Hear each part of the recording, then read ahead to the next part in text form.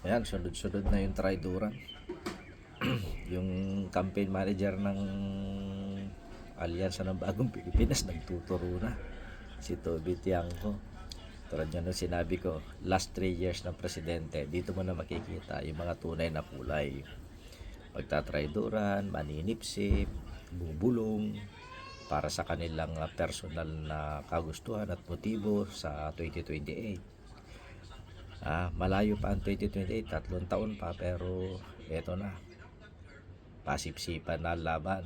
Kaya abangan o panoorin nyo yung buong detalye dyan sa ating YouTube channel, no? Kaya mag-ingat-ingat mga babayan, baka maswak ka na naman sa kasinungalingan, mapaniwala ka ng propaganda ng politika. Yan lang masasabi ko. Kaya thank you sa mga nag-share ng kanilang blessings sa tuwing ako may live stream. Kaya kung gusto nyo makabalitaktakan, subscribe ka na sa YouTube channel ko. Maraming salamat and God bless. Happy weekend to all.